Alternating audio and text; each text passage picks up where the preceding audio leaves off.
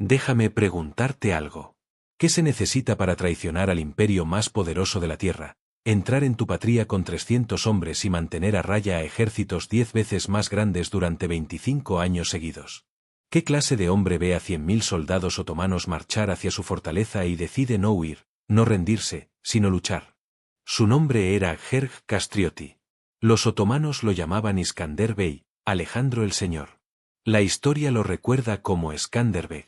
Y durante una generación, fue la pesadilla de la que el sultán no pudo despertar.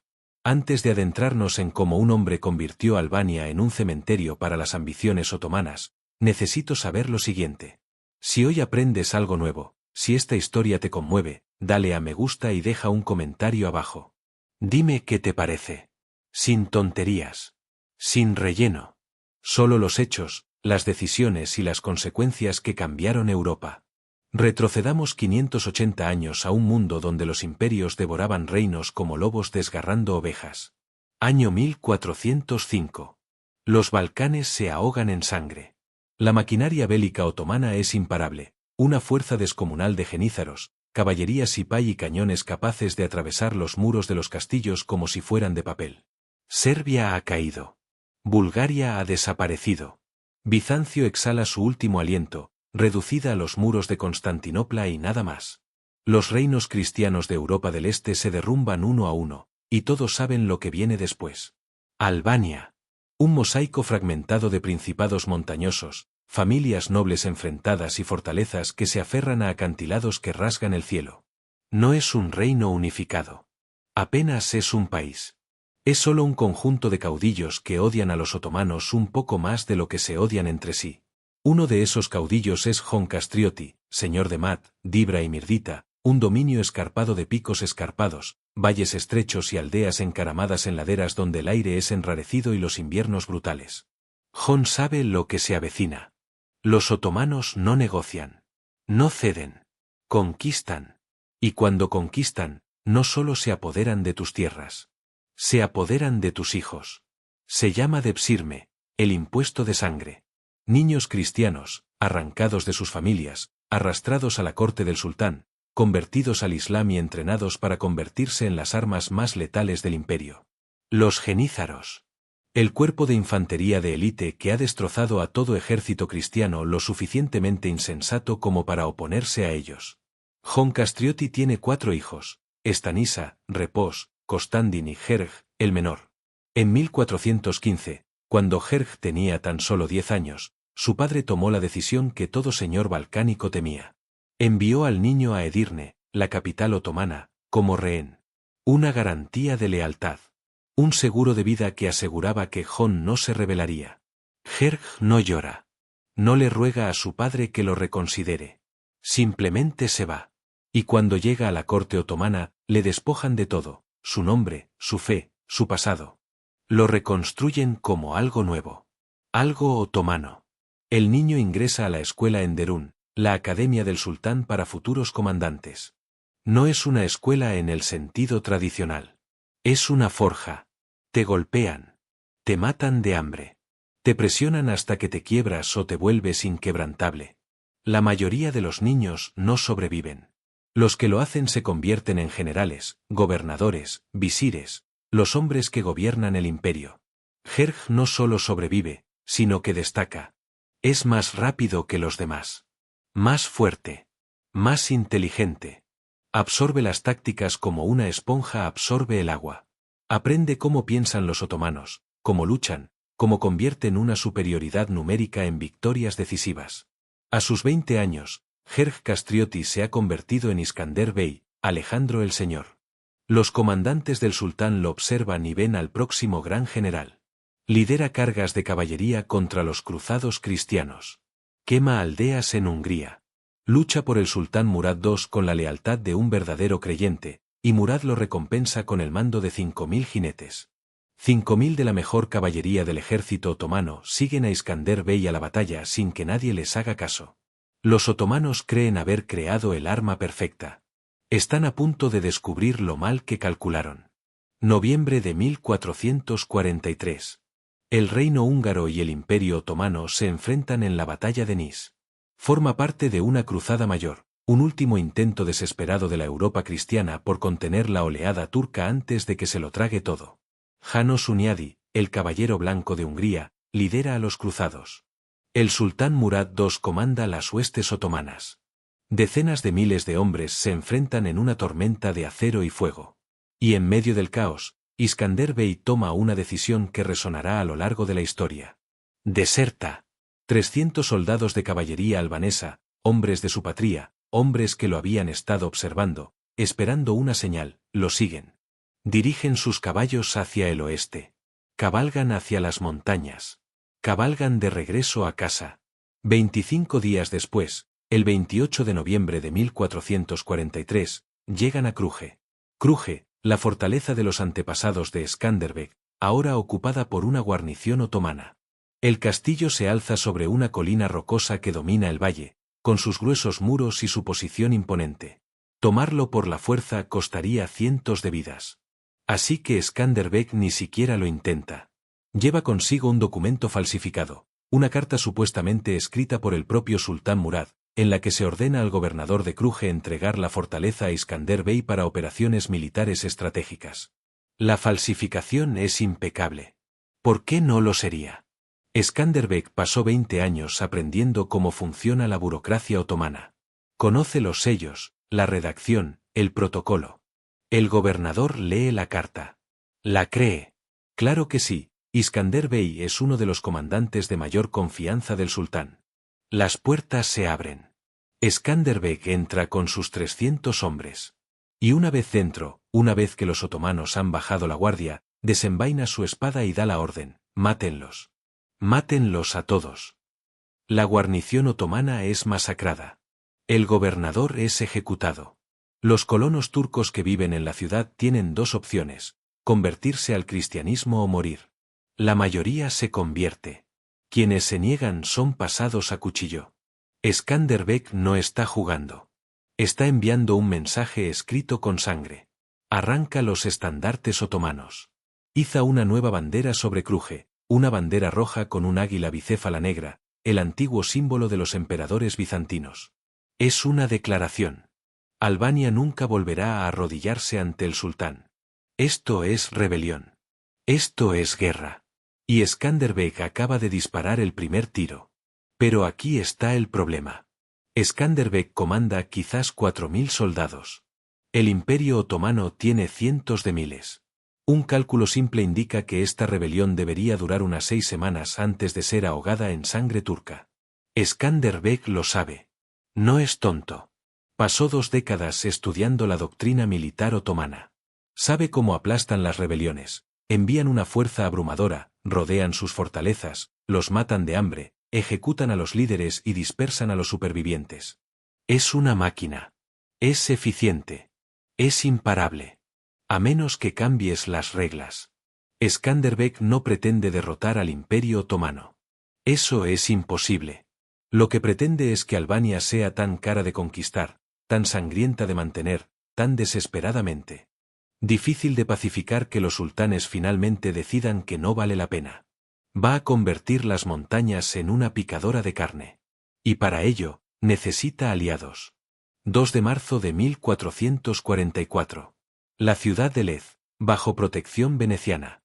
Nobles albaneses se reúnen para una reunión histórica. Estos hombres llevan generaciones enemistados. Venganzas de sangre, disputas territoriales, venganzas familiares, la típica pesadilla balcánica. Reunirlos en la misma habitación sin que nadie resulte herido es un pequeño milagro. Pero Skanderbeg resulta convincente. Propone algo radical: la Liga de Lez, una alianza militar donde cada señor conserva sus tierras, aporta tropas y reconoce a Skanderbeg como comandante militar supremo en tiempos de guerra. No es un reino. Ni siquiera un estado unificado. Es un pacto de guerra. Una coalición temporal unida por la desesperación compartida y la certeza de que los otomanos los eliminarán uno a uno si permanecen divididos. De alguna manera, funciona. Se forma la Liga. Skanderbeg se convierte en el defensor de Albania. Y ahora, los otomanos tienen un verdadero problema. Junio de 1444. El sultán Murad II está furioso. Uno de sus mejores generales lo ha traicionado. Se ha apoderado de una fortaleza y está incitando a los señores albaneses a la rebelión. Esto no puede continuar. Murad envía un ejército para aplastar a Skanderbeg antes de que la revuelta se extienda. 40.000 hombres al mando de Ali Pasha, veteranos, genízaros y caballería sipay, marchan hacia Cruje con la esperanza de aplastar la rebelión en cuestión de semanas. Skanderbeg no espera a que asedien su fortaleza. Sería un suicidio. En cambio, marcha a su encuentro. 15.000 soldados albaneses, una mezcla de levas feudales, milicia campesina y nobleza menor con buen equipo. En teoría, lo superan en número casi 3-1. En teoría, esto es una masacre a punto de ocurrir. Pero Skanderbeg elige el campo de batalla. 29 de junio de 1444. El valle de Torbiol, rodeado de escarpadas montañas a ambos lados. El terreno es estrecho, rocoso y accidentado. Perfecto para una emboscada. Terrible para maniobrar un ejército numeroso. Ali Pasha marcha con sus 40.000 hombres hacia el valle, esperando que Skanderbeg se atrincherara y luchara a la defensiva. Se equivoca. Skanderbeg ataca primero. La caballería albanesa carga desde lo alto como una avalancha de acero. Arremete contra los flancos otomanos antes de que los comandantes de Ali Pasha puedan reaccionar. Los turcos intentan reagruparse, intentan usar su superioridad numérica, pero las murallas del valle los inmovilizan. No pueden maniobrar. No pueden dispersarse. Y los albaneses están por todas partes, lanzando gritos de guerra, atravesando las armaduras turcas con sus lanzas, atacando a los genízaros con espadas y hachas. No es una batalla. Es una masacre. 10.000 otomanos mueren. Otros 2.000 son capturados. Ali Pasha sobrevive, pero su ejército está destrozado. Regresa cojeando a territorio otomano, deshonrado. Pérdidas albanesas, 4.000 muertos y heridos. Es un baño de sangre. Pero es una victoria. Y, lo que es más importante, es un mensaje. Skanderbeg no es un jefe bandido con suerte. Es un general otomano entrenado que usa todo lo que aprendió contra sus antiguos amos. La noticia corre como la pólvora por los Balcanes. Los otomanos perdieron. Los invencibles genízaros fueron derrotados por los guerreros montañeses albaneses. La Europa cristiana, que llevaba décadas perdiendo, de repente tiene un héroe. El Papa Eugenio IV envía cartas alabando a Skanderbeg. Venecia ofrece acuerdos comerciales. Hungría promete apoyo. Por primera vez en una generación, los otomanos están a la defensiva en los Balcanes. Pero Murad II no ha terminado. Ni de cerca. Los otomanos envían otro ejército. 15.000 hombres al mando de Firuz Pasha. Skanderbeg los destruye en Mokeira. El propio Firuz muere junto con 1.500 de sus mejores tropas. 1446 otra invasión, 25.000 soldados. Skanderbeg los aniquila en Otonete. 5.000 albaneses masacran a 15.000 otomanos en una sola tarde. El campamento otomano se convierte en un matadero. Los supervivientes huyen, abandonando montañas de provisiones, armas, oro y armaduras. Los hombres de Skanderbeg están ahogados en el botín. Para entonces, el patrón estaba claro. Los otomanos enviaron un ejército. Skanderbeg eligió el terreno. Usaba las montañas, los bosques y los estrechos pasos para neutralizar su número. Atacaba rápido, con fuerza, y desaparecía antes de que pudieran contraatacar. Era una guerra de guerrillas combinada con batallas a campo abierto, una estrategia híbrida a la que los otomanos nunca se habían enfrentado. Y estaba funcionando. Pero el sultán Murad II estaba perdiendo la paciencia. Estaba harto de enviar ejércitos a morir en los valles albaneses. Estaba harto de que sus generales volvieran con excusas. En 1450, decidió encargarse personalmente de esto. Él mismo iba a Albania. Y traía un ejército tan grande que ni siquiera las tretas de montaña de Skanderbeg lo salvarían. Mayo de 1450. 100.000 soldados otomanos marchan hacia Cruje. Es el ejército más grande que el sultán ha enviado jamás contra un solo oponente europeo. Ingenieros, zapadores, artillería, torres de asedio, todo lo necesario para abrir una fortaleza por completo. Murad no se marchará hasta que Cruje caiga. Esto es personal ahora. Skanderbeg observa cómo se acercan las huestes otomanas desde las murallas de Cruje. Cuenta los estandartes, calcula el número y hace cálculos. Tiene quizás 12.000 soldados en total. ¿Asediar a 100.000? Eso no es una batalla. Es una muerte lenta. Así que Skanderbeg hace algo que parece una locura, pero en realidad es una genialidad. Se marcha. Pone a Bran Conti, uno de sus comandantes de mayor confianza, a cargo de la defensa de Cruje. 4.000 hombres guarnecen la fortaleza. Suficiente comida y agua para 16 meses. Suficiente munición para luchar durante años. Las murallas son gruesas. La posición es sólida. Conti es competente. Resistirán. Skanderbeg toma a sus 8.000 hombres restantes, su fuerza de ataque móvil, y desaparece en las montañas. Los otomanos rodean Cruje a finales de mayo. Construyen campamentos de asedio, cavan trincheras y colocan sus cañones. Comienza el bombardeo. Los muros de piedra se agrietan bajo el impacto de las balas de hierro. Pero cada brecha se repara de la noche a la mañana. Cada asalto se responde con aceite hirviendo, flechas y piedras lanzadas desde las almenas. Los defensores no se rinden. Y en las montañas, Skanderbeg está de caza. Los convoys de suministros otomanos desaparecen. Las partidas de forrajeo son emboscadas y masacradas. Los refuerzos que marchan para unirse al asedio son interceptados y destruidos. Los otomanos no pueden ignorarlo, así que dividen sus fuerzas, 30.000 para mantener el asedio, 70.000 para cazar a Skanderbeg en las montañas. Craso error. Skanderbeg conoce cada paso, cada sendero, cada cueva. Ataca donde los otomanos son débiles y luego se desvanece antes de que puedan responder. Es la pesadilla perfecta, un enemigo imposible de acorralar, rodear y derrotar. Y mientras tanto, Cruje sigue en pie. Pasan 4 meses. Ya es octubre. El ejército del sultán Murad se desmorona. Las enfermedades se propagan por los campamentos.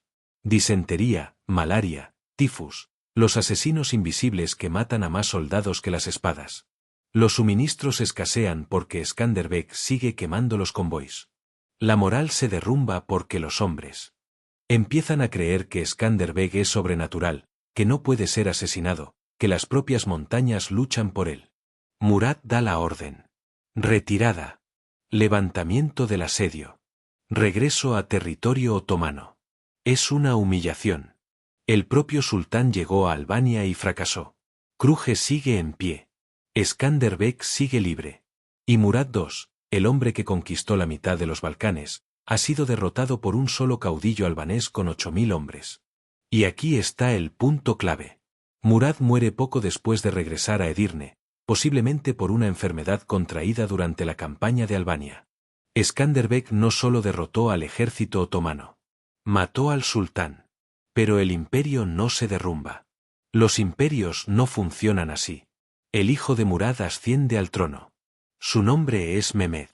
La historia lo recordará como Mehmed el Conquistador. Y está a punto de cambiarlo todo. Mehmed II asedia Constantinopla con cañones tan grandes que requieren 60 bueyes cada uno. Las murallas que se han mantenido en pie durante 1000 años se derrumban. El 29 de mayo, la ciudad cae. El imperio bizantino, el último vestigio de Roma, muere. Mehmed rebautiza la ciudad como Estambul y se autoproclama César. La conmoción se extiende por toda Europa. Si Constantinopla cae, ningún lugar está a salvo. Mehmed dirige su atención al oeste. Albania sigue libre. Albania sigue desafiante. Eso no se puede tolerar. Pero Mehmed es más inteligente que su padre. Sabe que no puede simplemente lanzar ejércitos contra Skanderbeg y esperar lo mejor. Necesita una ventaja. Necesita inteligencia. Necesita a alguien que conozca las tácticas de Skanderbeg al dedillo. Encuentra a esa persona. Y lo peor es que es familia. Hamza Kastrioti. Sobrino de Skanderbeg. Uno de sus mejores comandantes de caballería. Un hombre que luchó junto a Skanderbeg durante más de una década, que conoce cada estrategia, cada fortaleza, cada punto débil de la defensa albanesa. Hamza es ambicioso. Anhela poder, territorio, reconocimiento. Pide a Skanderbeg más autoridad, más territorio. Skanderbeg se niega. La Liga de Lezya es bastante frágil sin luchas internas de poder. Hamza no lo toma bien. En 1457, deserta. Cabalga hasta Estambul, se reconvierte al Islam, se arrodilla ante el sultán Mehmed y le ofrece todo lo que sabe. Mehmed le da el mando de un ejército y una promesa: ayúdanos a conquistar Albania y la gobernarás. La traición duele profundamente. Hamza no es un simple noble cualquiera. Es de sangre. Es de la familia. Y ahora lidera a 80.000 soldados otomanos hacia Cruje, diciéndoles exactamente dónde atacar, exactamente cómo romper las defensas de Skanderbeg. Septiembre de 1457. La llanura de Albulena, cerca del río Dibra. El ejército otomano acampa allí, confiado. Superan en número a Skanderbeg 8-1. Hamza les ha dicho dónde estarán las fuerzas de Skanderbeg, cómo se desplegará y cómo reaccionará. Están listos para las tácticas defensivas que Skanderbeg suele emplear. Están listos para las emboscadas en la montaña. Están listos para todo. Pero Skanderbeg lo ha cambiado todo. Ha escondido 3.000 soldados de caballería en los densos bosques tras el campamento otomano.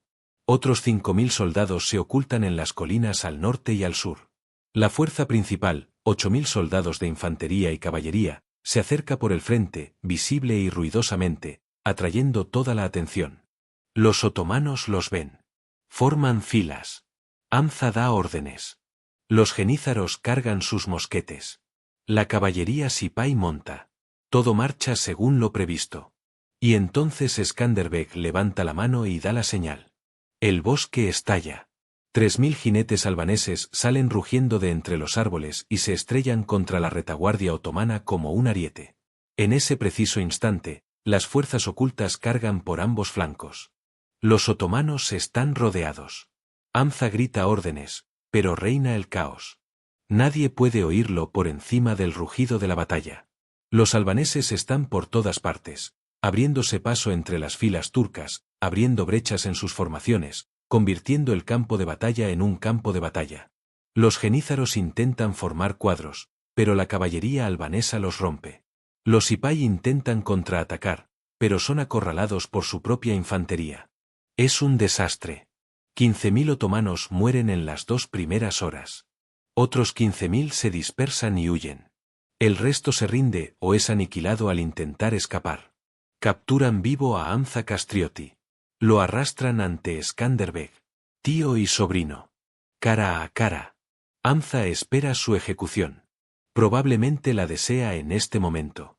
Pero Skanderbeg no le concede esa clemencia. Envía a Hamza a Nápoles, ante el rey Alfonso, con un mensaje: este hombre es un traidor. Hagan con él lo que quieran. Alfonso encarcela a Hamza por traición. Años después, es liberado y regresa a Estambul, donde continúa sirviendo al sultán. Pero su nombre es veneno en Albania. Para siempre. La batalla de Albulena se vuelve legendaria, la mayor victoria táctica de Skanderbeg, el día en que 8.000 albaneses aplastaron a 40.000 otomanos. Pero también marca el punto álgido. La resistencia nunca volverá a ser tan fuerte. Porque esta es la verdad. Skanderbeg gana batallas, pero pierde la guerra. Los aliados mueren. Los recursos escasean. La Liga de Lez se fractura bajo la presión. Venecia, que prometió apoyo, negocia con los otomanos a sus espaldas. El Papa envía dinero, pero no soldados. Europa observa cómo arde Albania sin hacer absolutamente nada. Y los otomanos siguen llegando. Mehmed II reúne otro ejército. 150.000 hombres. Esta vez, no habrá retirada. Esta vez, Cruje caerá o todo el ejército otomano morirá en el intento. El asedio comienza en junio. La fortaleza está al mando de Tanus Topia con 4.400 defensores. Skanderbeg se encuentra afuera con 10.000 soldados, hostigando a los sitiadores, cortando las líneas de suministro y lanzando incursiones nocturnas. El asedio dura 10 meses. Los otomanos construyen enormes fortificaciones, torres de asedio tan altas como las murallas de la fortaleza y túneles bajo las defensas. Los mineros excavan profundamente, intentando derrumbar secciones de la muralla desde abajo. Los defensores contraminan, cavan sus propios túneles, interceptan a los mineros otomanos bajo tierra y los llenan con brea ardiente. Cientos de hombres se asfixian en la oscuridad, ahogándose con el humo, atrapados bajo toneladas de tierra. Todo asalto otomano es repelido. Toda brecha es sellada. Los defensores luchan con la desesperación de hombres que saben que no hay rendición, ni piedad, ni escapatoria. Y afuera, Skanderbeg no se detiene. Asalta los campamentos otomanos durante las tormentas invernales, cuando ningún comandante en su sano juicio movilizaría un ejército. Embosca columnas de suministros durante las ventiscas. Ya tiene 61 años, un anciano para los estándares medievales, y aún lidera cargas de caballería entre ventisqueros. Los turcos empiezan a llamarlo el dragón. Creen que tiene una resistencia sobrenatural, que no necesita dormir, que las montañas le obedecen. Le tienen terror. Y con razón. Abril de 1467. Los otomanos se desmoronan. Sus provisiones se han agotado. Sus soldados se mueren de frío y hambre. La moral es inexistente. Mehmed II da la orden de retirada. Se levanta el asedio. Skanderbeg entra victorioso en Cruje. De nuevo. Los campamentos otomanos abandonados están llenos de equipo, cañones, pólvora, armaduras, víveres. Es otra humillación para el sultán. Pero esta victoria lo costó todo. Las fuerzas de Skanderbeg están destrozadas. La Liga de Lez apenas funciona. Y el propio Skanderbeg se está muriendo. 17 de enero de 1468. Ciudad de Lez. Skanderbeg se encuentra en sus aposentos, postrado en cama. La malaria, probablemente contraída durante las campañas invernales, lo está matando. Su cuerpo, destrozado por toda una vida de guerra, finalmente se rinde. Tiene 62 años. Lleva 25 años luchando sin descanso. Y ahora, se acabó. Muere en silencio. Sin últimas palabras dramáticas. Sin discursos en el lecho de muerte. Solo un viejo guerrero que se despide. Lo entierran en la iglesia de San Nicolás en Lez. Los albaneses lloran. Los otomanos celebran. Y Europa, que lo vio luchar sola durante un cuarto de siglo, respira aliviada al no tener que sentirse culpable nunca más. 10 años después, en 1478, los otomanos finalmente conquistaron Albania. Cruje cayó. Lez cayó. Las fortalezas que resistieron durante tanto tiempo se derrumbaron sin Skanderbeg para defenderlas. Los otomanos desenterraron sus huesos y los esparcieron. ¿Por qué? Porque incluso muerto, incluso enterrado, los aterrorizaba. Los soldados turcos fabricaban amuletos con fragmentos de sus huesos, creyendo que les otorgarían valor en la batalla. El hombre que dedicó su vida a matar otomanos se convirtió, al morir, en su amuleto de la suerte. Esto es lo que Skanderbeg logró. Contuvo al Imperio Otomano durante 25 años. Luchó en 13 campañas importantes y ganó casi todas. Convirtió un conjunto fragmentado de caudillos en disputa en una alianza militar eficaz. Utilizó el terreno, las tácticas de guerrilla y una audacia descomunal para derrotar a ejércitos 10 veces más grandes que él. Hizo que Albania fuera tan costosa de conquistar que 2 sultanes murieron en el intento. Pero no salvó Albania. Una década después de su muerte, los otomanos lo controlaban todo. Los nobles se sometieron o huyeron. Las fortalezas cayeron. Albania permaneció bajo el dominio otomano durante 400 años. ¿Fue entonces todo en vano? No. Porque la resistencia no siempre se trata de ganar. A veces se trata de hacer pagar al enemigo por cada centímetro. A veces se trata de demostrar que los imperios no son invencibles, que un puñado de personas puede mantener la posición cuando las probabilidades son imposibles. Skanderbeg le dio a Albania 25 años más de libertad. Y esos años importaron.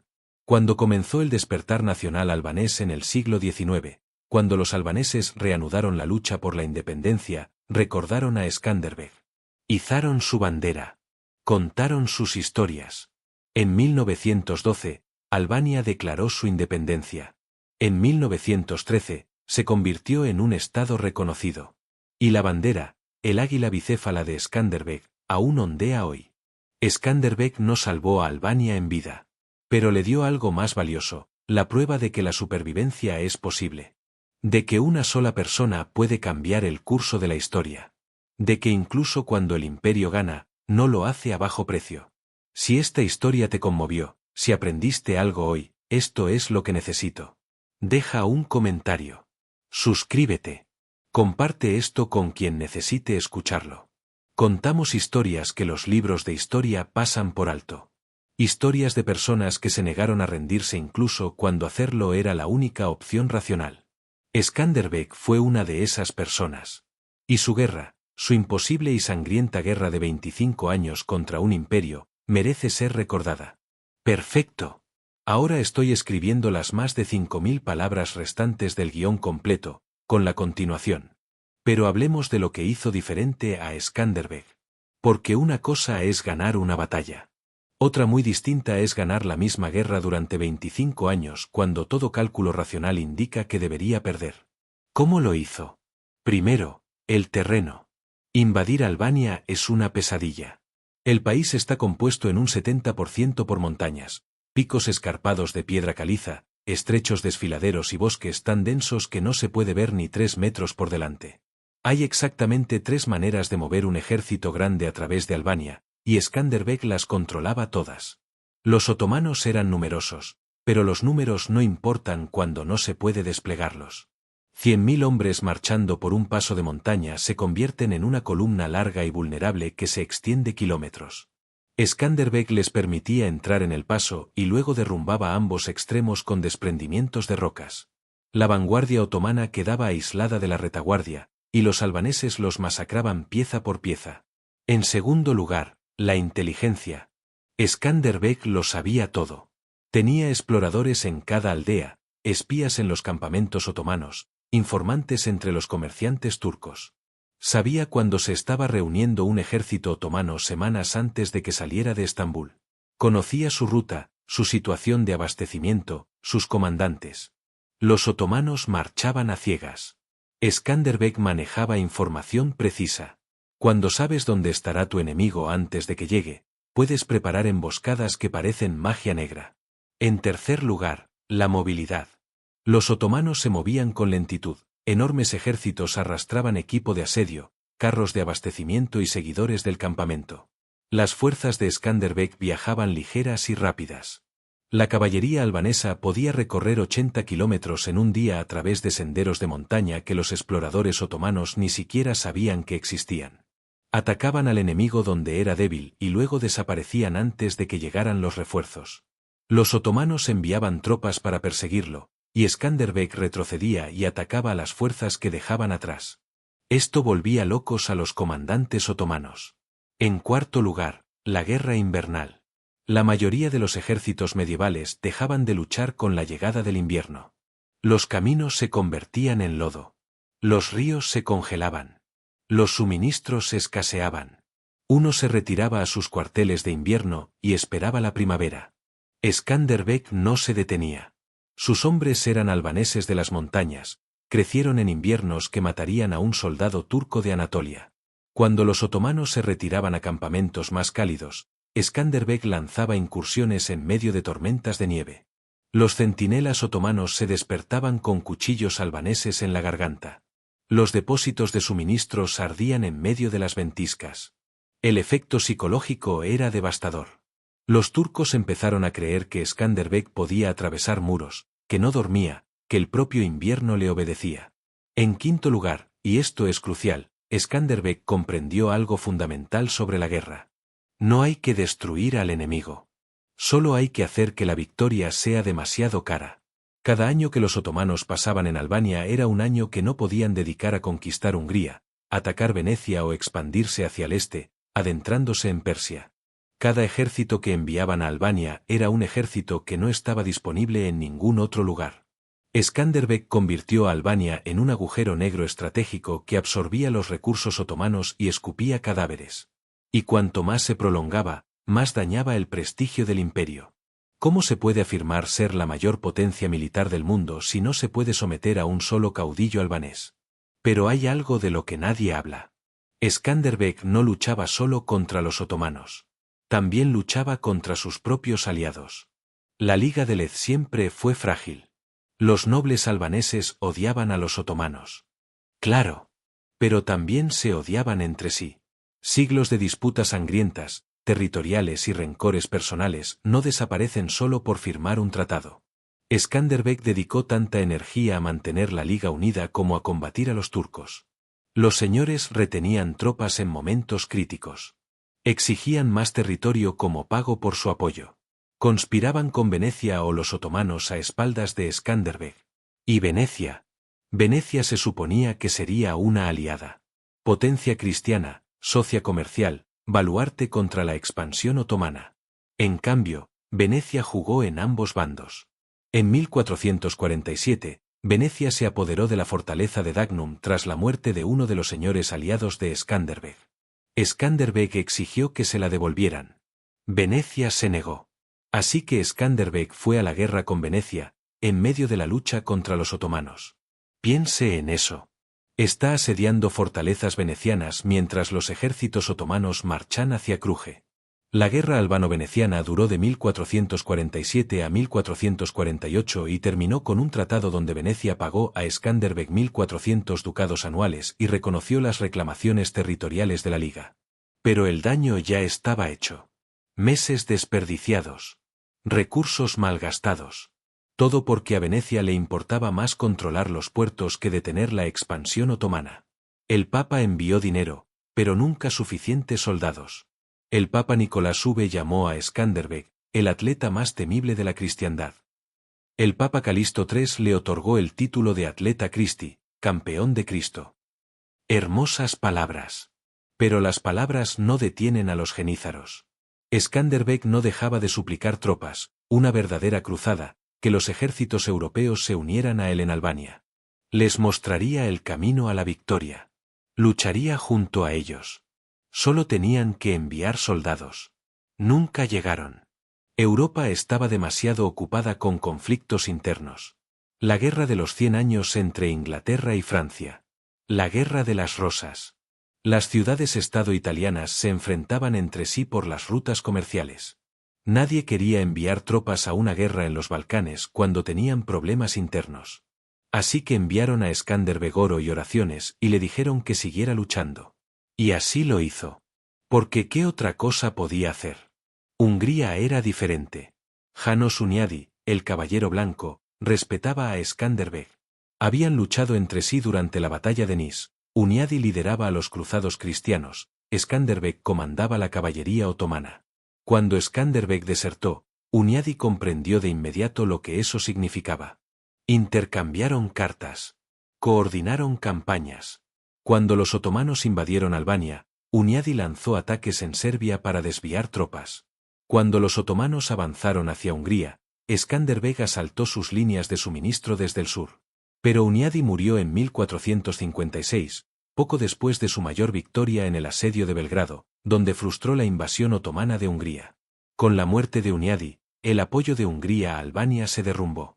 Matías Corvino, hijo de Hunyadi, estaba demasiado ocupado consolidando su poder como para ayudar a Skanderbeg. Otro aliado perdido. En 1451, Skanderbeg firmó el Tratado de Gaeta con Alfonso V de Aragón, rey de Nápoles.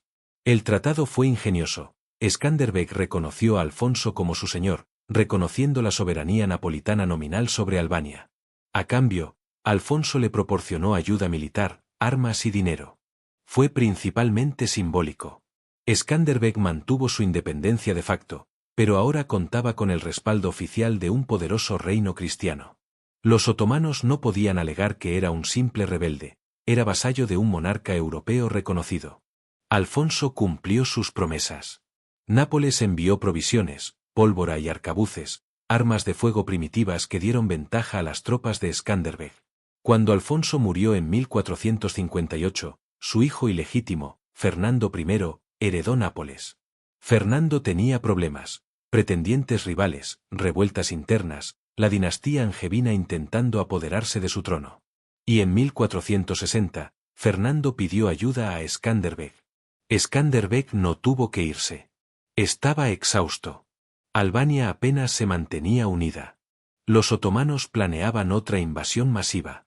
Pero Fernando había cumplido las promesas de su padre. Envió ayuda cuando Skanderbeg la necesitó. Así que Skanderbeg llevó 3.000 soldados albaneses a Italia en 1460 y luchó por Fernando contra los angevinos y sus partidarios. Ganó. Batalla tras batalla, Los albaneses de Skanderbeg arrasaron con los ejércitos italianos como si fueran de paja. Los cronistas italianos quedaron atónitos. No eran caballeros de brillante armadura, sino guerreros de montaña con cuero y cota de malla, que luchaban con una ferocidad que aterrorizaba a los soldados profesionales. El propio Skanderbeg lideró cargas de caballería a los 55 años, una edad en la que la mayoría de los hombres eran abuelos sentados junto al fuego. Permaneció en Italia hasta 1462, aseguró el trono de Fernando y regresó a Albania. Y los otomanos estaban esperando. Mehmed II había aprovechado esos 2 años para prepararse. La ausencia de Skanderbeg le había dado tiempo para reconstruir sus ejércitos, abastecerse y planear la mayor invasión hasta la fecha. El cuarto asedio de Kruje comenzó en 1466 con un ejército otomano de 150.000 hombres. No se trataba de una incursión. No se trataba de una expedición punitiva. Era una guerra total. Mehmed no se marcharía hasta que Albania fuera conquistada. El asedio duró desde junio de 1466 hasta abril de 1467, 10 meses de infierno. El comandante de la guarnición, Tanus Topia, contaba con 4.400 defensores y provisiones suficientes para un año. Los otomanos construyeron torres de asedio de 9 metros de altura. Cavaron minas bajo las murallas, las llenaron de pólvora y las detonaron para derrumbar secciones de la fortificación. Los defensores contraminaron, cavaron sus propios túneles, interceptaron a los zapadores otomanos bajo tierra y los combatieron en la oscuridad con cuchillos y martillos. Luego llenaban los túneles otomanos con brea ardiente y asfixiaban a todos los que estaban dentro. Los otomanos lo intentaron todo. Ataques directos, repelidos con miles de bajas. Hambre, la guarnición tenía comida. Enfermedades, quemaron los cadáveres y mantuvieron el saneamiento. Sobornos, la topia no se podía comprar. Mehmed perdía cientos de hombres a diario, y Kruje ni siquiera estaba cerca de caer. Fuera de las murallas, Skanderbeg libraba su propia guerra. Contaba con 10.000 soldados, quizá 12.000 en su máximo esplendor. No podía atacar directamente las líneas de asedio otomanas, eso sería un suicidio. Así que hizo lo de siempre, los hizo sangrar. Los convoys de suministros otomanos que viajaban desde la costa hasta las líneas de asedio debían atravesar 65 kilómetros de territorio hostil. Skanderbeg los emboscó a todos. El invierno llegó temprano en 1466, nieve en octubre, temperaturas bajo cero. La mayoría de los comandantes se retiraban. Skanderbeg atacó. Sus hombres cabalgaron entre ventiscas, atacaron los campamentos otomanos a medianoche, mataron centinelas, quemaron suministros y desaparecieron antes del amanecer. Los turcos comenzaron a llamarlo el dragón. Creían que tenía poderes demoníacos. Los centinelas oían ruidos en la oscuridad y, presas del pánico, disparaban sus mosquetes a las sombras, gritando que se acercaba el dragón. Para marzo de 1467, el ejército de Mehmed se estaba desintegrando. Los soldados desertaban. Los oficiales discutían. Los suministros habían desaparecido. Y Kruje, la fortaleza que habían bombardeado durante 10 meses, seguía en pie. Sus murallas estaban dañadas, sus torres agrietadas, pero seguía en pie. El 23 de abril de 1467, Mehmed II dio la orden de retirada.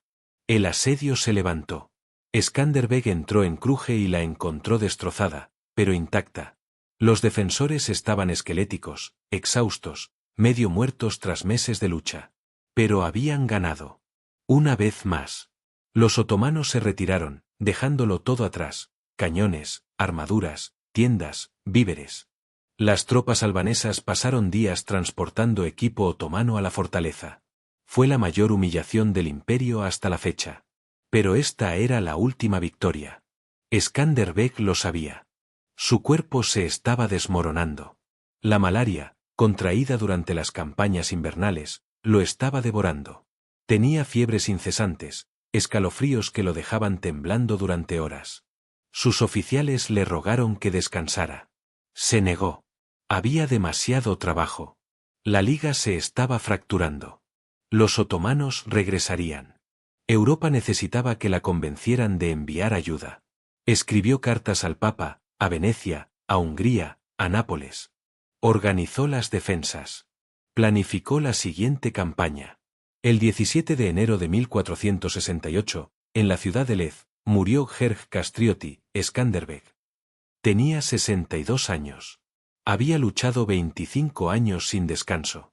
Había ganado casi todas las batallas. Había resistido a 2 sultanes.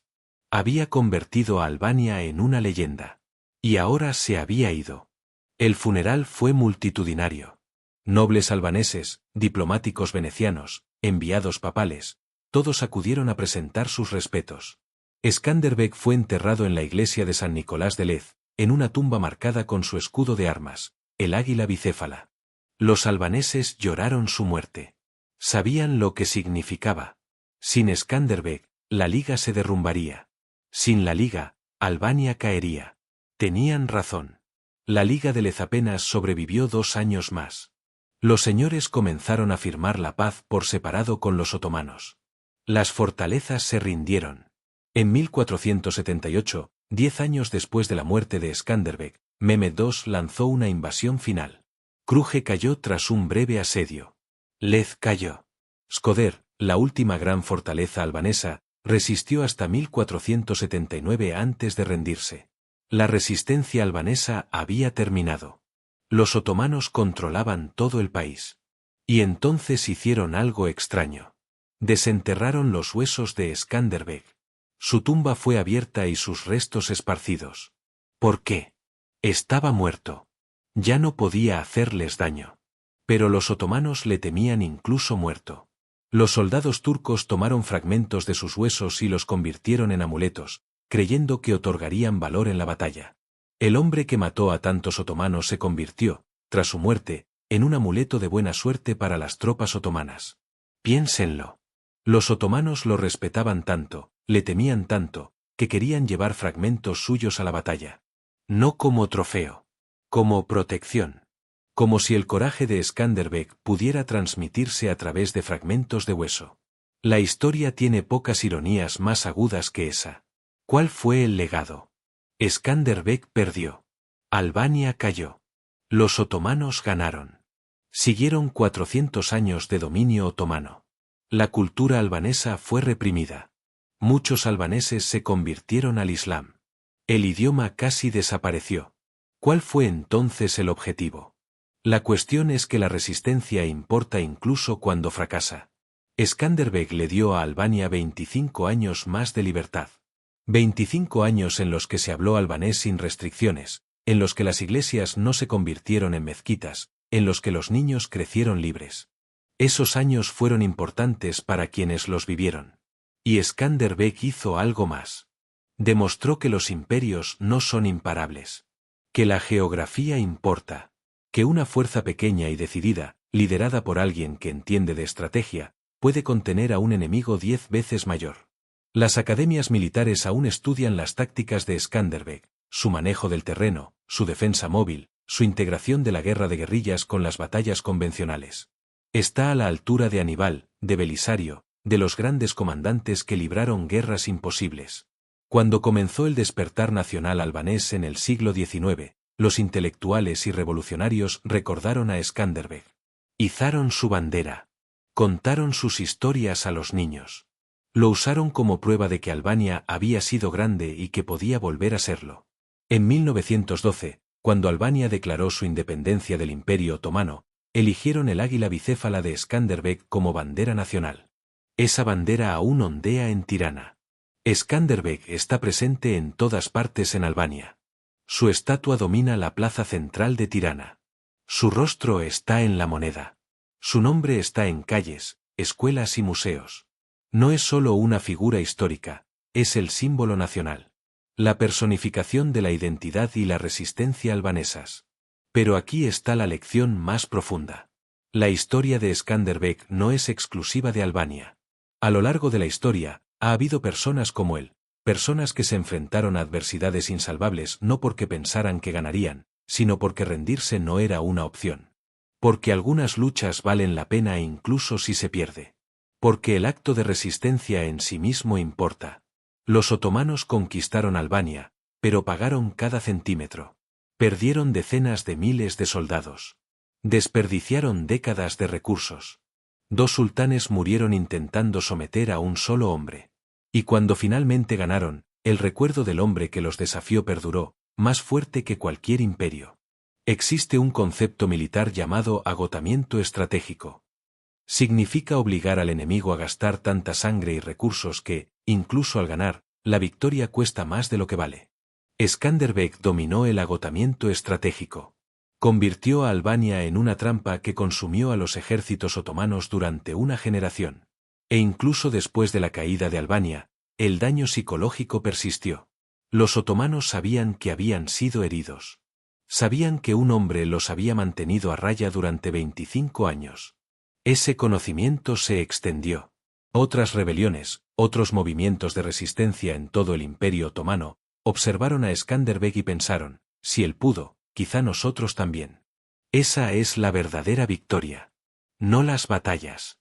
No los asedios.